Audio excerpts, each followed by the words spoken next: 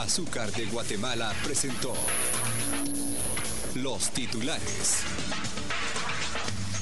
Comencemos con las noticias. De forma sorpresiva y controversial, una magistrada reelecta ha renunciado a dicha reelección dentro de las salas de apelaciones, aduciendo de que el proceso tuvo algunos vicios.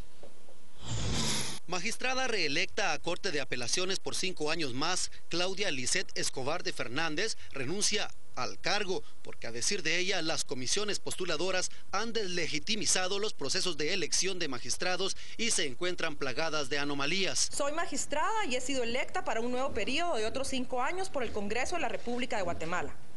Pero ante la gravedad de los vicios en el proceso, por el respeto que merece el cargo para el que fui electa y por el respeto al pueblo de Guatemala, después de un largo y doloroso proceso de discernimiento y reflexión, renuncio. Renuncio públicamente al cargo para el que he sido electa, por la única y exclusiva razón que el pueblo de Guatemala tiene el derecho a que sus jueces y magistrados sean totalmente independientes e imparciales. Aseguró Escobar que las comisiones han ignorado el cumplimiento de la ley de la Cámara Judicial, por lo que queda vulnerada la independencia judicial de los jueces y magistrados en funciones. Por esa y otras irregularidades, invitó a los distintos sectores activos del país a pronunciarse al respecto: universidades, colegios, las diferentes cámaras y a la Procuraduría de los Derechos Humanos.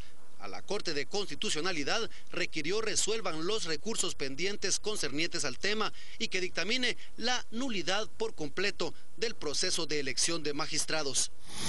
La magistrada que ha renunciado a su reelección, pues ha recibido apoyo de varias personalidades, una de ellas la juez Patricia Gámez. Patricia Elizabeth Gámez Barrera, quien se postuló para Corte de Apelaciones pero no pasó en el listado, respaldó la acción tomada de renunciar por la magistrada Claudia Escobar, aunque a su decir el hecho de no haber sido electa es lo de menos, pues no es una acción emprendida a título personal.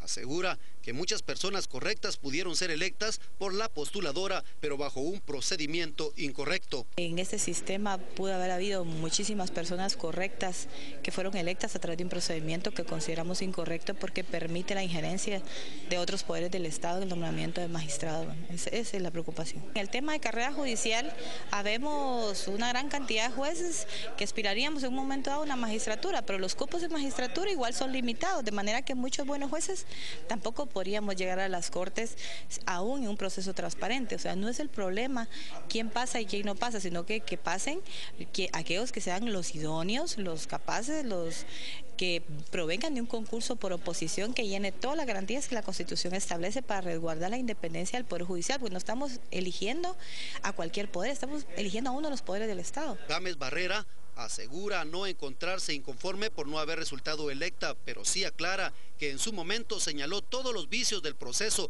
pero sus impugnaciones no fueron tomadas en cuenta por la comisión postuladora en ningún momento.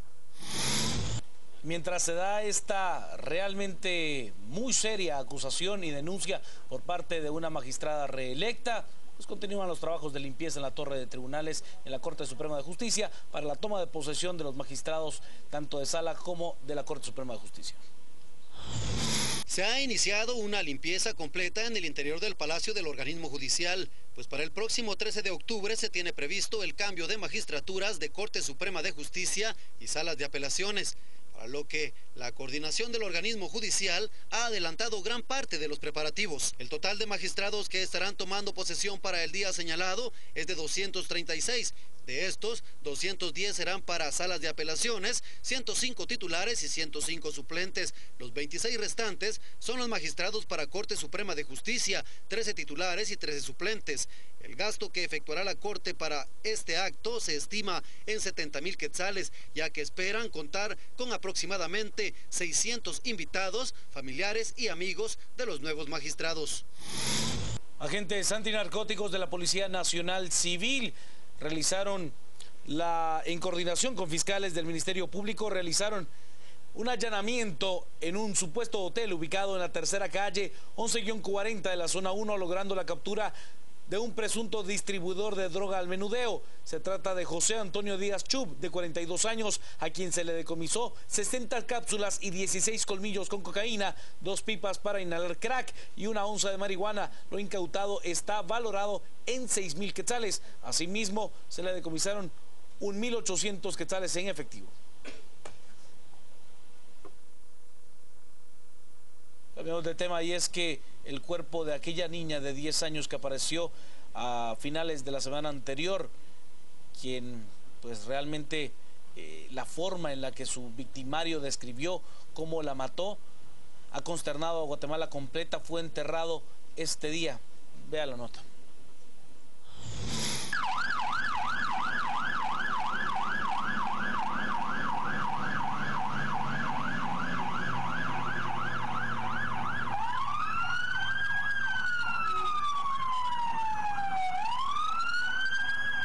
Cientos de personas se acercaron a darle el último adiós a Dulce Raquel Velázquez Castañeda.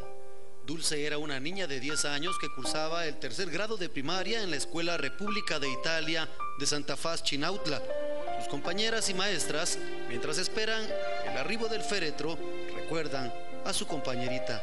Era muy cariñosa con nosotras, a veces se reía, a veces se enojaba, como que si fuera nuestra mamá porque nos regañaba. Era muy alegre. Siento como que una parte de mí se está yendo porque ella se llevó también parte de mí, yo también tengo parte de ella. El asesinato de Dulce ha conmocionado a los guatemaltecos, pero también ha afectado a los niños, quienes piden a las autoridades justicia. Yo no quiero que los dejen libres porque pueden seguirle haciendo daño a otras niñas o a demás personas, que se haga justicia. Como a eso de las 11 de la mañana fue llevado el cuerpo de Dulce al cementerio privado, donde serían dejados sus restos mortales. Momentos antes de ser introducido el ataúd en el lugar indicado, un pastor cristiano recuerda a los familiares y amigos que hay consuelo en Dios. La Biblia dice: yo soy la resurrección y la vida. El que cree en mí, aunque esté muerto, vivirá. ¡Aleluya! Y esa es la esperanza que tenemos. Aquí están sus restos, pero su espíritu está en la presencia de Dios. El padre de la menor fallecida también se dirigió a quienes los acompañaban, agradeciendo por la solidaridad demostrada por la multitud que acompañó el sepelio. En sus palabras pidió un alto a la violencia y recordó con agrado el tiempo que vivió junto a él. Fueron 10 años de felicidad, 10 años de gozo, 10 años de amor que esta hija nos dio. Gloria a Dios. Por eso quiero decirles a todos, gracias por solidarizarse con nosotros. Y que viva el amor, que viva la paz, no a la violencia.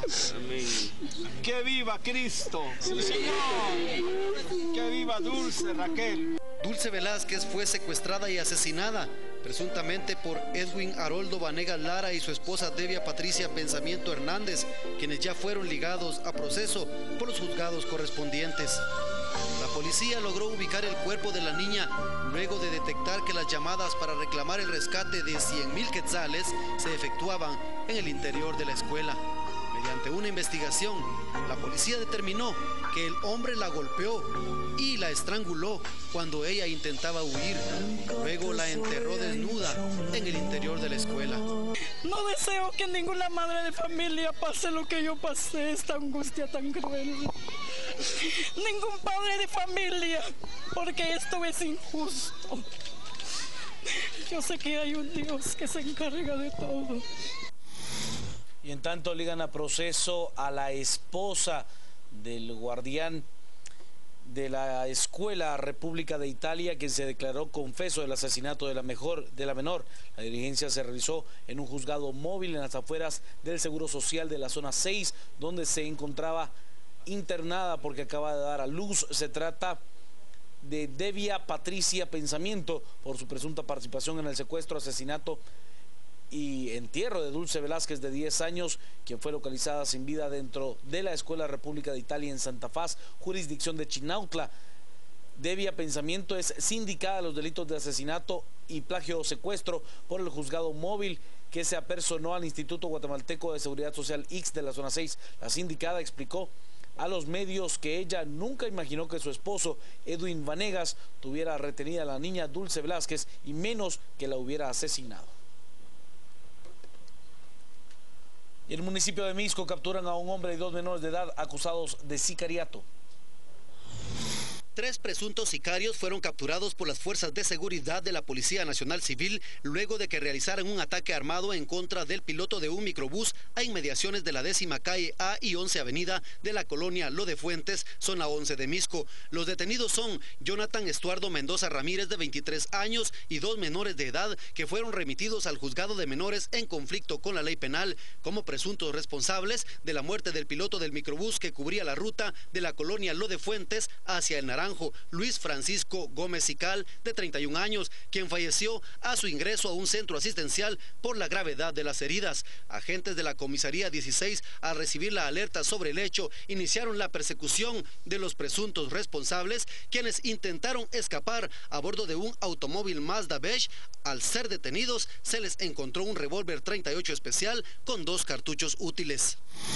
Momento de la pausa, al regresar más noticias a las 8:45.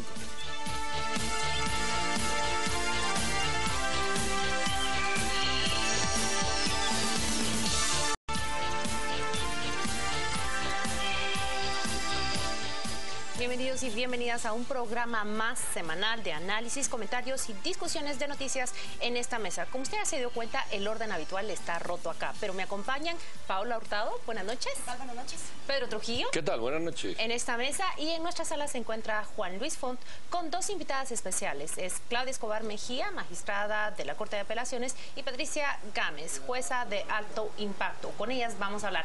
Juan Luis. Buenas noches, bienvenidos a todos. Hoy tenemos a las 8:45 en este día domingo a 2 mujeres que han hecho noticia a lo largo de la jornada. La magistrada Escobar ha decidido renunciar a la magistratura para la cual fue electa en este reciente proceso de integración de las Cortes de Apelaciones. Y la juez Gámez respalda la acción que en breves instantes habrá de explicarnos de viva voz la magistrada Escobar. Bienvenidas a ambas, gracias por acompañarnos. Claudia, ¿quería usted empezar explicándole a nuestra audiencia por qué tomó esta decisión? Bueno, Juan Luis, nosotros estuvimos muy pendientes del proceso de selección de magistrados, de la forma en que se llevaron a cabo las evaluaciones, de la manera en que se calificó a los jueces. Creemos que un proceso de selección de jueces debe de privilegiar la experiencia judicial. Sin embargo, nos percatamos que este proceso lo que estaba privilegiando era el ingreso a las cortes de personas externas a la carrera, y eso nos generó una preocupación, por lo cual empezamos a analizar el proceso a fondo, ver cuál era la normativa que se debía aplicar, y concluimos que lo que estaba sucediendo dentro del proceso estaba generando una acción que impedía que el ciudadano pudiera contar con jueces independientes e imparciales, porque los nombramientos obedecían a compadrazgos más que a una experiencia meritoria. Y también llegamos a la conclusión que existe en el ordenamiento jurídico base legal suficiente para que se aplique la ley de la carrera judicial y no la ley de comisiones de postulación en todo su aspecto, porque esta es una ley general, mientras que la ley de la carrera judicial es una ley específica que debe ser aplicada para la elección de funcionarios judiciales. Patricia, ¿cuántos jueces de carrera quedaron excluidos del proceso de integración de las Cortes? Muchísimos, en realidad yo creo que los mejores quedaron excluidos. Fueron calificados con notas abajo de 50 puntos porque se ponderó con 30 puntos tener 15 años o más de ejercicio profesional, fueses como abogado o como juez, y en este caso, como nos hemos dedicado exclusivamente a la judicatura, obtuvimos un máximo de 30 puntos en méritos profesionales. ¿Ese fue su caso concreto? Ese fue mi caso concreto y el de muchos otros colegas que tienen también 15 o 14, 13 años de ejercicio en la judicatura y que únicamente se han dedicado a ejercer jurisdicción. Fuimos calificados de esa manera. en desigualdad de circunstancias de otros que fueron calificados con 15 puntos más sin ninguna explicación razonable. Claudia Méndez, Paola Hurtado, Pedro Trujillo, adelante ustedes con sus propias preguntas. Yo quisiera empezar con una, porque al mismo tiempo que ha habido muchos halagos para la magistrada Escobar por su valentía, por que usted sale a hablar directamente y francamente desde adentro, esas críticas que se han escuchado a lo largo de todo el proceso, también hay cuestionamientos de por qué usted lo hace en este momento, por qué no lo hizo antes, si es algo que ustedes venían observando prácticamente desde los inicios.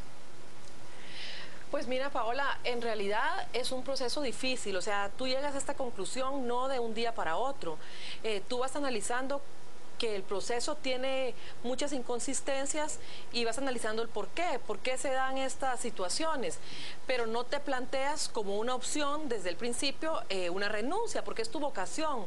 Entonces, en mi caso, yo elegí la carrera judicial desde el año 2002, que ingresé a la Escuela de Estudios Judiciales, donde me preparé, entré como juez por oposición y no me planteaba como una opción el dejarla, ¿verdad? Sino por el contrario, si no era electa, tenía la posibilidad de regresar al juzgado de instancia de donde había empezado mi función judicial.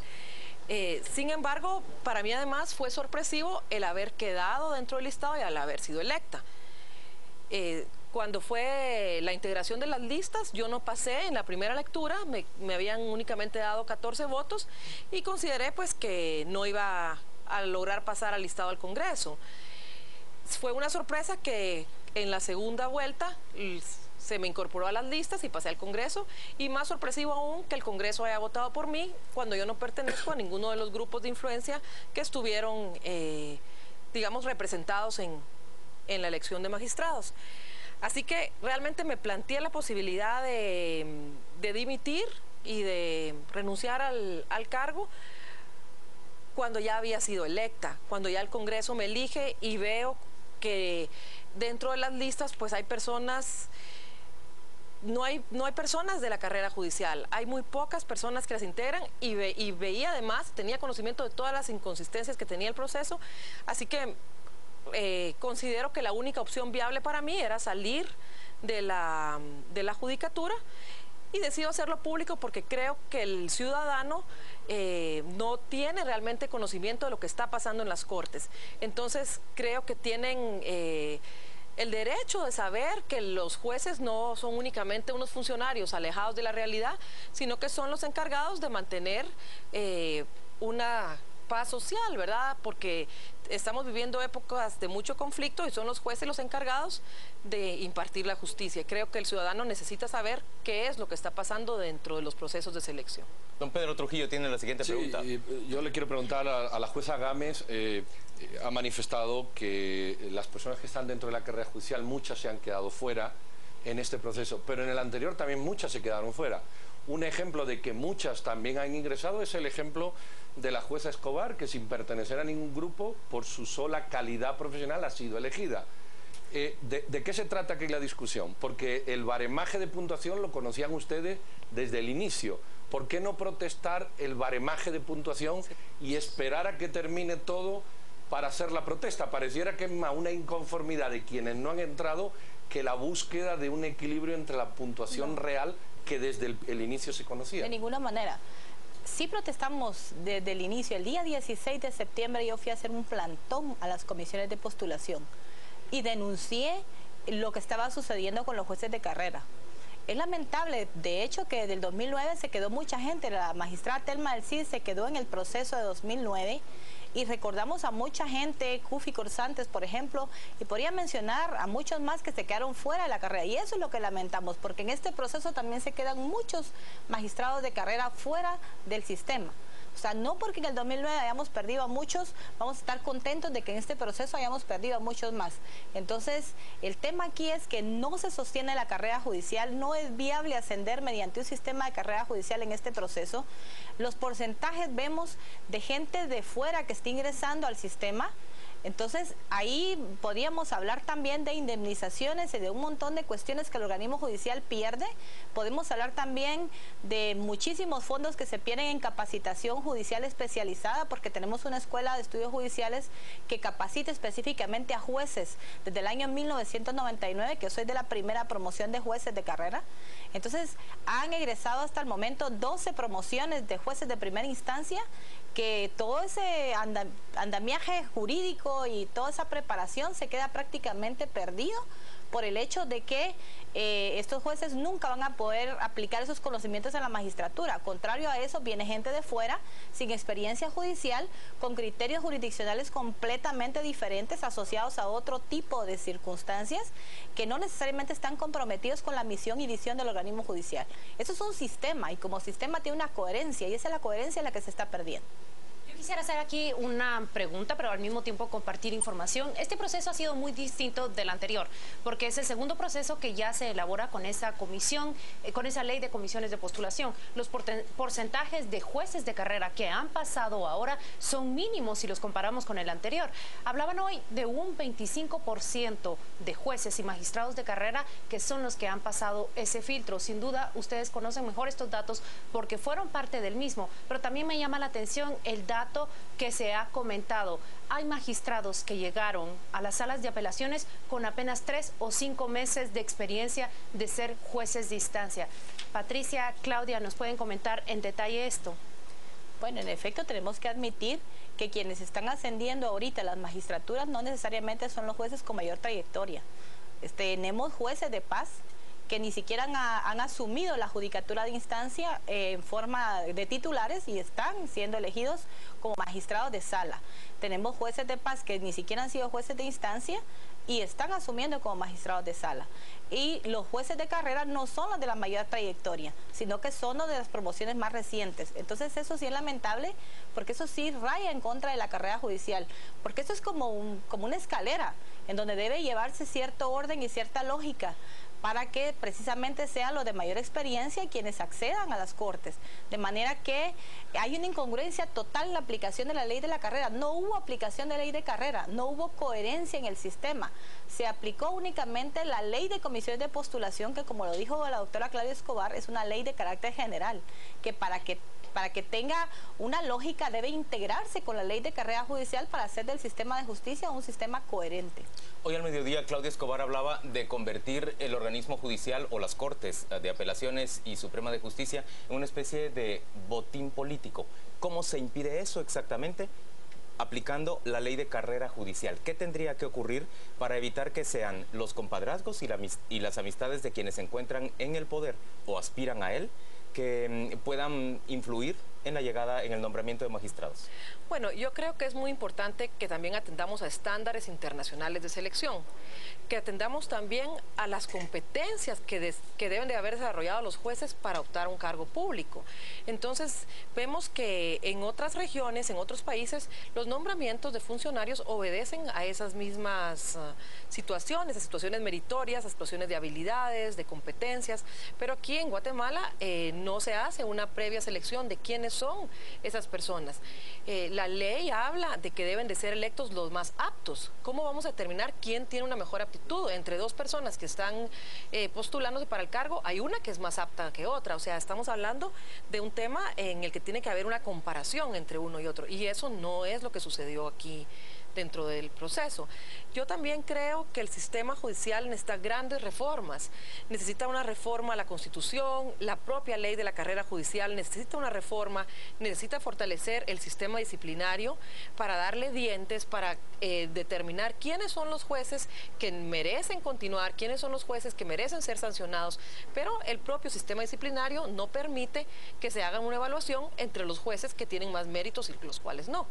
Entonces creo que es necesario puntualizar las reformas. Nosotras hemos estado trabajando a través del Instituto de la Judicatura en la Mesa de Seguridad y Justicia del Congreso para impulsar las reformas que necesita la ley de la carrera judicial, la ley del organismo judicial, promover las reformas constitucionales en el sector justicia, que creo que son urgentes, pero que lamentablemente en estos 5 años, desde las últimas desde el último proceso de selección no se han dado.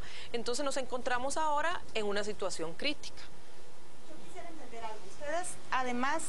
Usted además de renunciar a esa reelección y de denunciar las anomalías, está pidiendo que se anule el proceso. Y según entiendo es que se anule desde la primera fase, desde el inicio, desde que se conforma la comisión postuladora y eligen a esa nómina de candidatos. Nosotros estamos pidiendo la nulidad de todo el proceso desde que se hace la convocatoria. ¿Desde que se hace la convocatoria? Desde que se hace la convocatoria, porque la ley de la carrera judicial regula que quien debe hacer la convocatoria es el Consejo de la Carrera Judicial.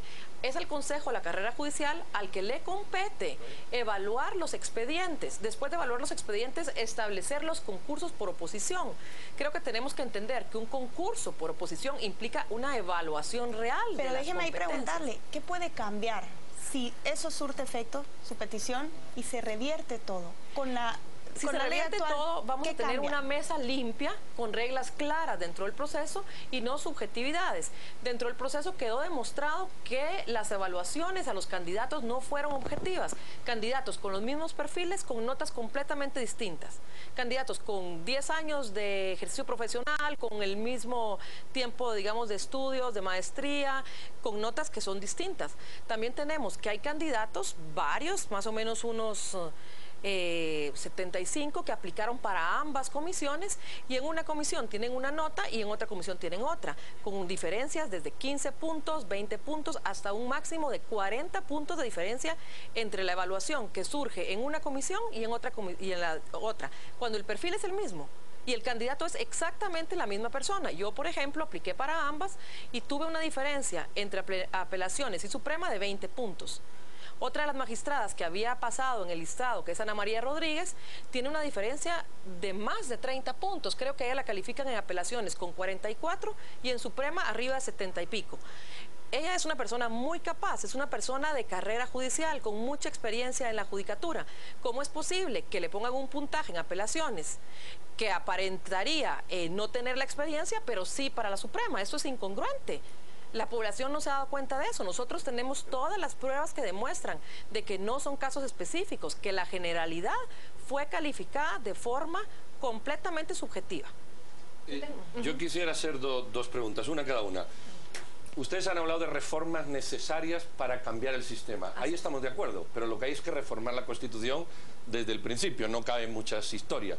Aunque nos retrotraigamos a ese punto que Paola decía del inicio, va a ocurrir todo igual, porque en el fondo es una lucha si predomina la ley de comisiones de postulación o si predomina la ley de la carrera judicial. Y ese punto no ha sido debatido. Esa es una de las preguntas. Y la segunda pregunta es la denuncia concreta, porque ustedes han dicho hay procedimientos irregulares, todo ha ido mal, eso ya lo sabemos, pero lo concreto, ustedes son juezas y si no hay pruebas concretas no se puede determinar y tomar una solución. Más allá de la generalidad de todo está mal, ¿qué es lo concreto que ustedes van a llevar a un juzgado, a una corte? Porque si no, nos quedamos en una denuncia genérica. A mí me gustaría oír las dos opiniones. Bueno, yo te puedo decir, Pedro, en realidad, desde mi punto de vista, este es un problema de derecho más que de hecho. De derecho porque lo que se tiene que discutir en las cortes es qué ley prevalece. Una ley de carrera judicial que protege un principio fundamental como es el principio de independencia judicial, que garantiza a todos los ciudadanos el poder contar con jueces independientes e imparciales, versus una ley de comisiones de postulación que es genérica. ¿Cuál ley es prioritaria? Estamos hablando de principios de derechos humanos contemplados en todas las declaraciones de derechos, en todos los convenios internacionales, incluso en el convenio de asociación de Unión Europea, habla 7 veces de la importancia que es la independencia judicial. ¿Es este principio prioritario o es el principio de comisiones de postulación? Esa es la discusión principal, es una discusión de derecho. ¿Qué sucede? Al no aplicar la ley correcta, resulta en un montón de situaciones de hecho. Pero no sabemos cuál es la correcta. Eso es la discusión que tiene que hacer la Corte, y es la decisión que la Corte tiene que tomar. Entonces, ¿qué es lo que nosotros estamos pidiendo a la Corte? Que se prorroguen los plazos de las actuales Cortes mientras esa discusión se lleva a cabo y ellos toman una decisión de fondo. Muchas personas consideran que estos plazos son improrrogables. Quiero dejar claro que la Constitución de la República de Guatemala únicamente habla de la improrrogabilidad del mandato presidencial.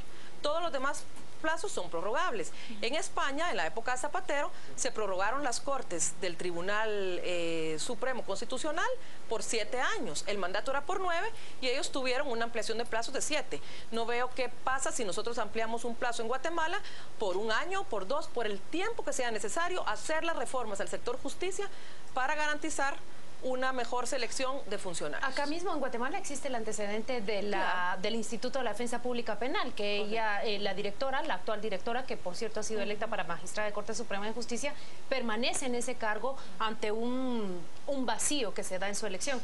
Yo creo que con tu última respuesta has dado en el centro del clavo, y ahora prácticamente quien tiene esa decisión, recibo muchos mensajes que dicen por qué se ha hecho hasta este momento, pero creo que es oportuno que las personas conozcan que hay al menos 16 o 17 amparos que se han planteado ante la Corte Suprema de Justicia desde mayo de este año, en los cuales se viene señalando todos los vicios que ha tenido este proceso. Se señala desde la convocatoria, desde la doble función de electores que son elegidos, y también se plantean una serie de discusiones más, tabla de graduación, carrera judicial. Así que desde mayo hasta ahora tenemos por respuesta de la Corte de Constitucionalidad un profundo silencio. Esta es la institución ahora que directamente debe resolver esto. Ustedes van a presentar una petición especial ante la Corte de Constitucionalidad. ¿Qué toca hacer en este momento? ¿Y quiénes los apoyan? ¿Quiénes están con ustedes?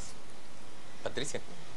Pues en realidad hay mucha gente que apoya de palabra, hay mucha gente que dice estamos con ustedes, lo que están haciendo es correcto, pero creo que lamentablemente hay mucho temor, especialmente entre los jueces. Hay un poco de recelo en el sentido de pensar, bueno, y van a haber represalias por estas acciones que estamos tomando, van a haber represalias por atreverse a denunciar el sistema, atreverse a decir que este sistema no lleva a ningún lugar la carrera judicial, ni mucho menos la independencia judicial. ¿Usted no tiene temor de hacerlo? Por supuesto que sí, porque hemos visto que en algunas oportunidades se han hecho traslados de castigo o situaciones como estas. Esperamos que en esta oportunidad no sea así. Confiamos en realidad que lo que estamos haciendo, lo estamos haciendo por Guatemala, por la independencia judicial, no lo estamos haciendo por ningún interés de carácter personal.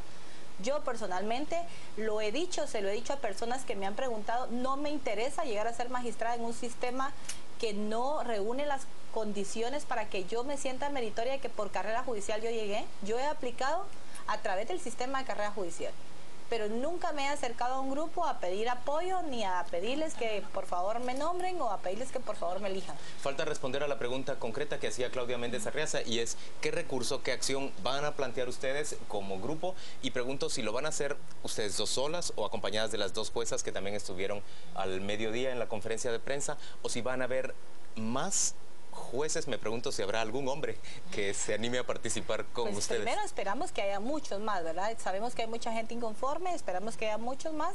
Sin embargo, el hecho del planteamiento del recurso que tendría que venir ahorita de parte nuestra, lo vamos a analizar, lo vamos a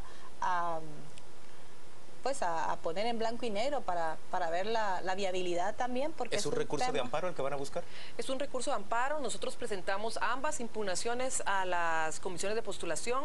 Las impugnaciones fueron declaradas sin lugar, sin entrar a conocer el fondo del asunto. El órgano amparado tiene que ser el Congreso de la República. El órgano amparado en este caso es el Congreso de la República. Llega a Corte de Constitucionalidad. Definitivamente. Sin embargo, la Corte de Constitucionalidad no tendría por qué esperar nuestros amparos si resuelven los amparos que actualmente están presentados. Acción Ciudadana presentó un amparo el viernes y la Corte tendría que haber resuelto. Ellos tienen plazos, los plazos de los amparos son de inmediato y no han resuelto. Entonces ellos podrían resolver la situación sin necesidad de esperar a que nosotros planteemos las acciones que consideremos pertinentes, las cuales vamos a hacer en los próximos días. Ahorita nosotros no podemos responder si las otras jueces nos van a coerpar o si hay otros, pero sí estamos hablando que tenemos el apoyo de varios jueces. Más de 25 jueces estuvieron reunidas ayer con nosotros, sobre todo mujeres, creo yo que un 75% eran mujeres de las que estuvieron ayer. ¿25 de cuántos jueces en todo el sistema judicial? Más de 900. De más de 900. Sí. Claudia Escobar, Patricia Gámez, gracias ambas por acompañarnos a las 8:45. Vamos a ir a una pausa comercial y volvemos para discutir los panelistas, nosotros, sobre estos hechos de los que hemos conversado ya con las dos, magistrada y juez. Ya venimos.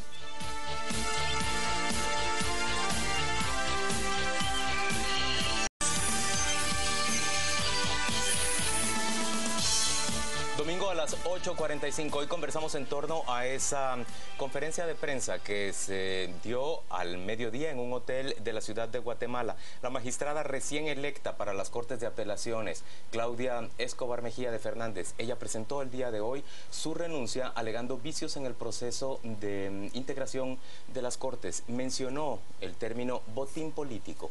Las Cortes como un botín político para los partidos en nuestro país. Habló de la necesidad de que la elección, la integración de las Cortes, se dé a través de la ley de carrera judicial. Ustedes han escuchado ya lo que ellas han dicho. Pues yo perfectamente puedo adelantar mi opinión, que es enteramente elogiosa más bien, de la gestión de Claudia Escobar, pero también de las escasas, déjenme decirlo, 3 jueces que el día de hoy, juezas, se atrevieron a participar con ella en esta conferencia de prensa. Había también una ex magistrada, Esther Abailí, sentada entre el público que les ofrecía apoyo. En cambio, muchos otros que habían sido convocados, sobre todo hombres, y lo digo con pesar y con vergüenza, pusieron argumentos tan, pues, fútiles como tenían un bautizo, debían ir a misa o tenían algún otro compromiso que llegar. Oigan ustedes, lo que nosotros estamos viendo es una auténtica defensa de un principio democrático fundamental. Los ciudadanos tenemos derecho a entregarle la administración de la justicia a jueces independientes, no a amiguetes de los partidos políticos, no a empleados del gobierno. Nosotros queremos, en términos reales, personas en las que nosotros podamos confiar. Y yo sé que ustedes van a decir que se me va demasiado la lengua, pero durante este año, todos los procesos de selección, desde fiscal general, Corte Suprema de Justicia y Cortes de Apelaciones, han estado marcadas por un funesto interés político que de verdad nos afecta a todos.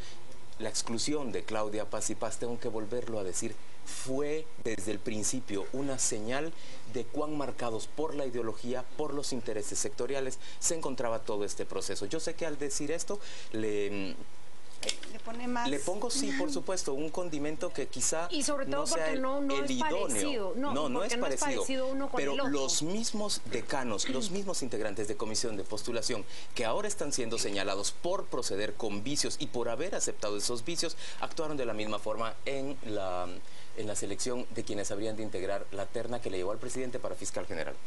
Bueno, voy a empezar yo. ¿Es digno de elogio lo que han hecho? Absolutamente de acuerdo. Sí. Que este proceso, que el sistema de elección de jueces, magistrados, fiscales está podrido hasta la médula, yo no tengo ninguna duda. Y tú lo decías desde el principio, yo siempre lo he dicho. Que te daban ganas de levantarte cuando nosotros tocábamos el tema acá. Pedro decía, me dan ganas de levantarme cada vez que tocan este tema. Pero eso no quita lo que voy a agregar ahora. O sea, esto está podrido y hay que elogiar a quien lo denuncia. Ahora bien, esto está podrido desde que eligieron a Paz, desde que eligieron a Velázquez, desde que eligieron a Telma y desde que eligieron al primero. Lo que no se puede decir es que está podrido este año. Esto está podrido desde siempre. Y cuando eligieron a Paz, el sistema estuvo podrido. Y la CICIG presionó para cambiarlo. Y fue la misma podredumbre que se ha hecho ahora, la misma. Entonces no hay que diferenciar. Punto número 1. Punto número 2. Esto es una lucha sustancial.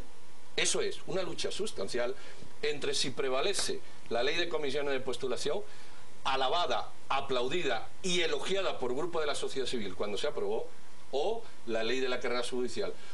Yo no estoy en condiciones de decir si es una, es otra, o es ninguna, o es un remiso. Ahora bien, hemos estado 4 años o 5 sabiendo esto. Es decir, este debate, en mi opinión, que es elogiable, es extemporáneo. Esto se tenía que haber peleado en 2010, en 2011, en 2012, en 2013. Perdón que termine. ¿Por qué? Porque en 2014 la pelea se convierte en una lucha en un tiempo determinado. Y siempre se supo, porque la elección anterior también ocurrió, que predominaba la ley de postulación. No estoy diciendo que sea lo correcto, estoy diciendo que era lo que había y es lo que hay. Entonces termino. Retrotraer el proceso pues a donde corresponda, que pudiera parecer correcto, lo que nos lleva no es a hacer un nuevo proceso si está todo igual, va a salir los mismos resultados, las mismas causas generan los mismos efectos. Lo que nos tiene que llevar es a esa discusión inhabida por 5 años. Y mi pregunta es, ¿por qué somos un país que nos pegamos 5 años durmiendo para luego a última hora querer arreglarlo todo? Que es en el momento que creo que estamos ahorita. Yo creo que voy a disentir en el siguiente punto. Decir que no se ha hecho y que no se han enderezado acciones para modificar esto es ignorar lo que sucedió en el año 2009. Porque en el año 2009 se creyó en su momento, por quienes impulsaron la ley de comisiones de postulación, que la introducción de todas esas normas a la elección de magistrados significaba un cambio radical en ese sistema de nombramiento de jueces y magistrados. Entonces, en el 2009... con esta nueva ley se cree o se apuesta hacia un nuevo sistema, hacia afilar, hacia afinar y mejorar. Yo te lo digo algo, he cubierto 4 o 5 comisiones de postulación diferentes y verdaderamente a partir de 2009 el sistema de elección tuvo un cambio.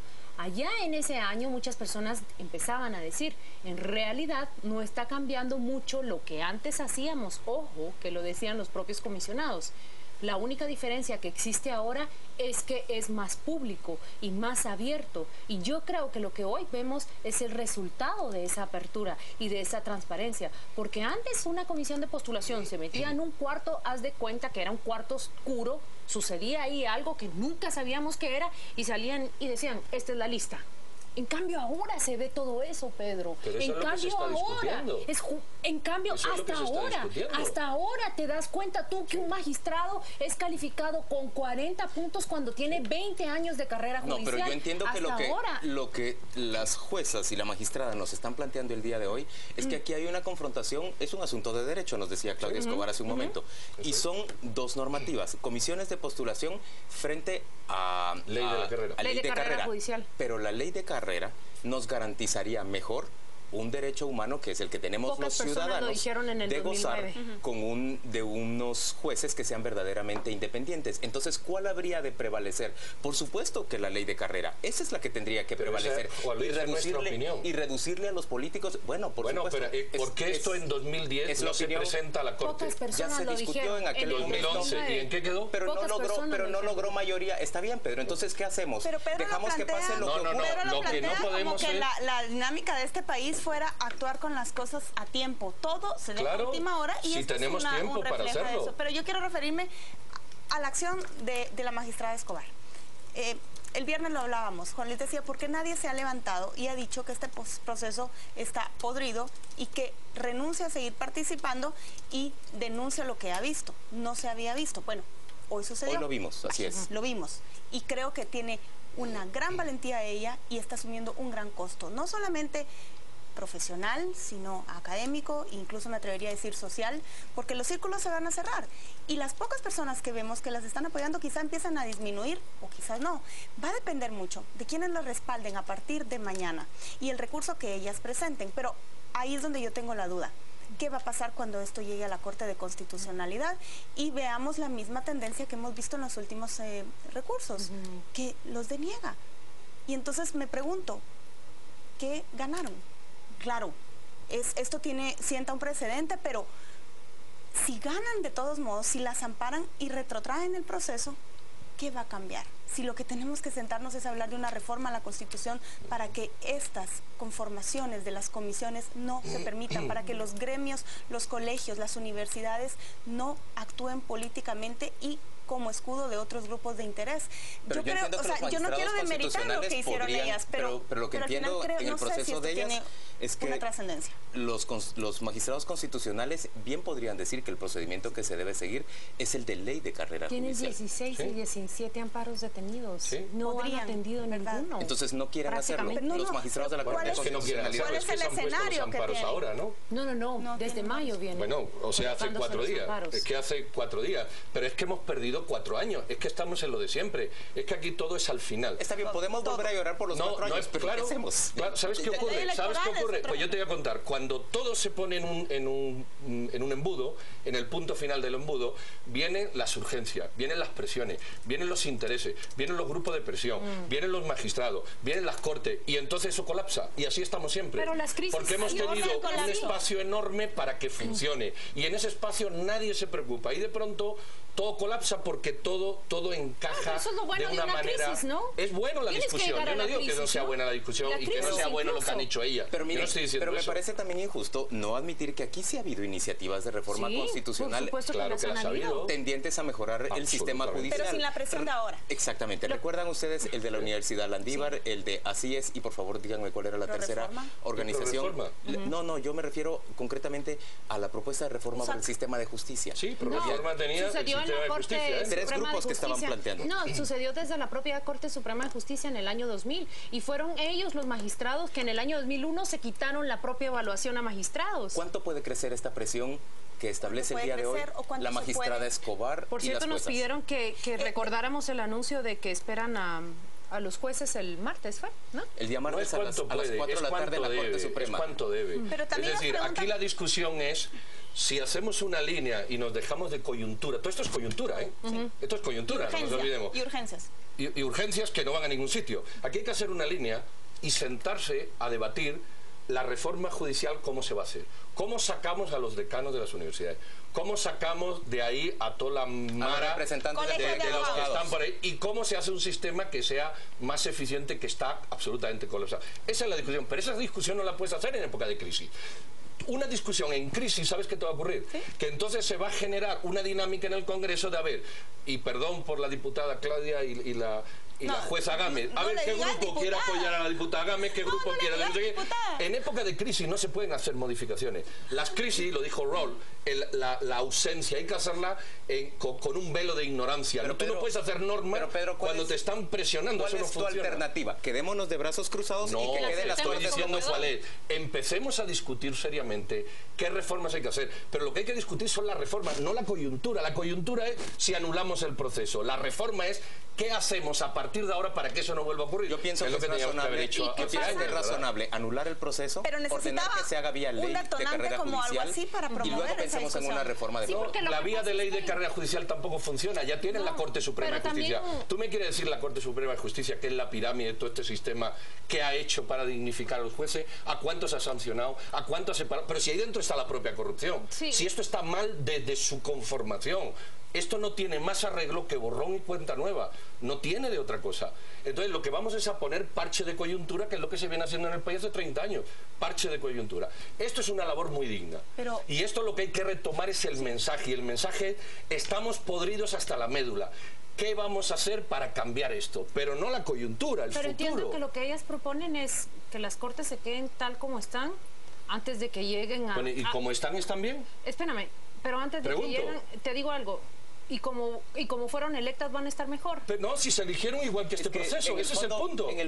Esa no es la discusión. En el fondo no entiendo tu punto. Es como que... Pues muy sencillo. Está todo muy bien, pero que no cambie nada. Claro, no. Mi punto es muy sencillo. Hay que cambiar la esencia del problema. Y la esencia del problema es ahorita. Ahorita. En la crisis. No, hay que empezar a hablar de eso. Esto se obvió hace 4 años. Yo creo y que todos estos jueces nunca denunciaron esto hace 4 años. Lo denuncian ahora. Y ahora hay un cuello de botella, hombre. Pero te están diciendo que sí se denunció hace 4 años. No, es que las denuncias es como es, denunciamos que está mal, el proceso es irregular, esto no funciona, tiene que ser una ley en lugar de otro. Eso no son denuncias. La denuncia es, aquí está los hechos, aquí y aquí está la denuncia. ¿Dónde está esa denuncia? No existe esa denuncia. Hace 4 años no tuvimos la acción de Claudia Escobar. Esta vez sí la tenemos. A ver, si entiendo a Pedro, está proponiendo que nos abstraigamos de esta coyuntura independientemente de cómo resuelva la Corte, a favor o en contra, y que se utilice esto como detonante para que se empiece a organizar esa propuesta para cambiar el sistema. Perfecto, la más y joven eso lo pueden entendió. hacer académicos, lo deberíamos hacer periodistas. Como lo hagan académicos y vuelven a meter la pata. Esto lo tienen que hacer jueces y lo tienen que hacer gente pensante y gente honesta. Porque no lo van a las hacer los juezas y otras más. Debe ser por eso que la más joven lo entendió. Tiene la cabeza menos gastada. Claro, vamos a la pausa comercial y vamos a volver dentro de muy poco para seguir discutiendo sobre esta iniciativa que ha presentado hoy la magistrada Escobar y 3 juezas que le acompañan. Ya volvemos.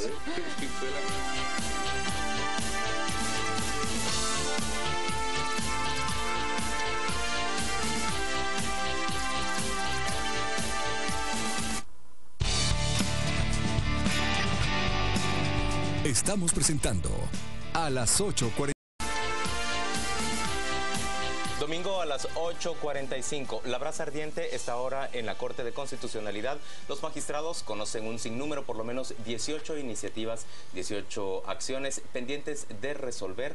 Los magistrados de la Corte de Constitucionalidad, ellos tendrán que decidir si hay o no hay una anulación de la elección de magistrados a Corte Suprema de Justicia y a Cortes de Apelaciones. Usted entenderá, por supuesto, que este es un proceso que reclama una gran tensión política.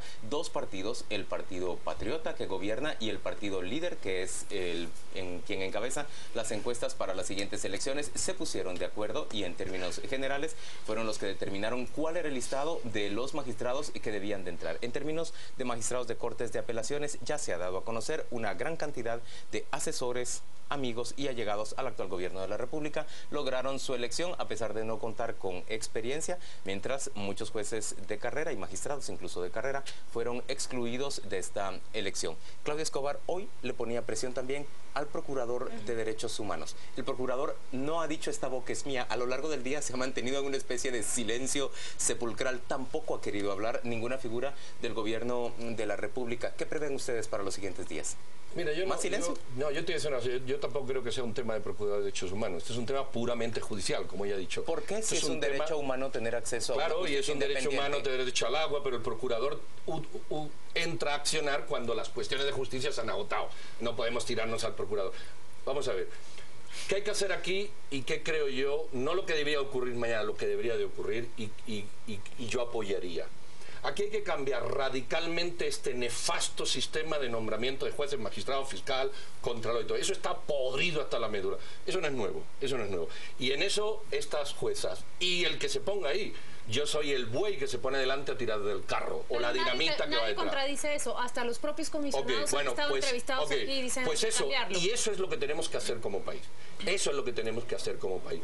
La coyuntura es la coyuntura, la que había no es mejor que la que hay y la que hay posiblemente no sea mejor que la que había, ni mejor. ¿Sabes por qué? Porque es cuestión de percepción. Hay quien le gustaba Paz y todo está mal, y hay quien le gusta Aldana y todo estaba mal. Entonces eso es coyuntura.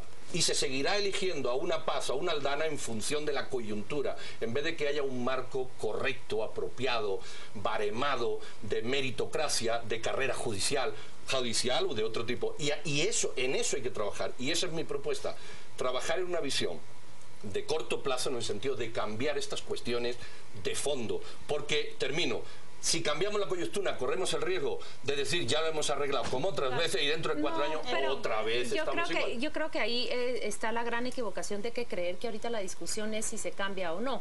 Acá durante esta semana estuvo un comisionado de Colegio de Abogados que participó en esta elección y él mismo dijo, no solo que esto se tiene que cambiar, entonces no está diciendo algo que sea diferente y algo en quién te va a llevar la contraria, si los propios decanos también están cansados de hacerlo y hasta dicen abandonamos nuestro despacho por 6 meses.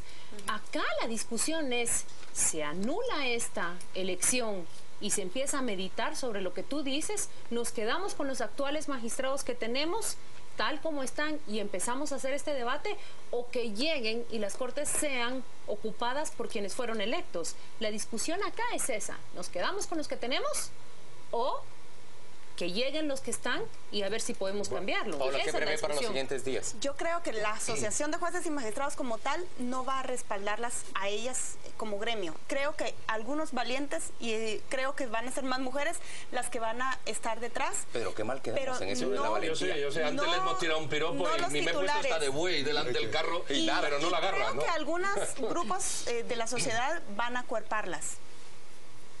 Me gustaría que fuera de todo ese sistema hubiera propuestas frescas de sentarse a dialogar sosegadamente y a proponer reformas estructurales. Y quisiera pensar que gente como formadores de opinión, activistas, académicos, estudiantes... a mí me gustaría que decano se unirá a esto?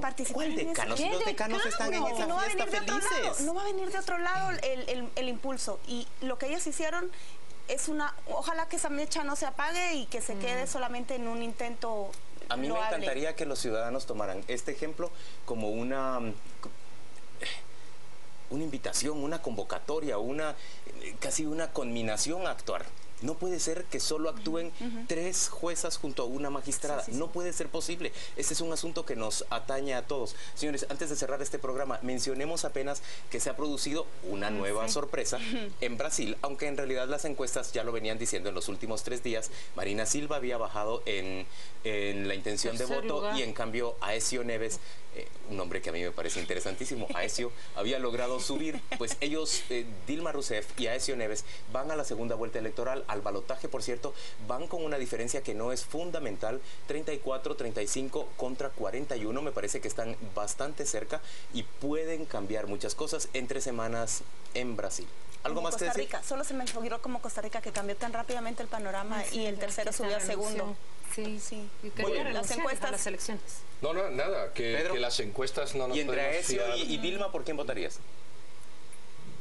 Es difícil. Dilma, Pedro, yo te voy a decir ahí lo que va a ocurrir es que a lo mejor en una segunda vuelta le van a sacar a la señora Dilma mucho más todo el tema que no se ha fogueado suficiente de los gastos del Mundial y de los Juegos Olímpicos de Río de Janeiro, y eso puede aprovechar una clase media emergente que se manifestó para esos 9 puntos que tú has dicho, que no son resolutivos, suban o baje. Creo que ahí tiene un espacio y habrá que ver, visto cómo han evolucionado las encuestas aquí, ¿verdad?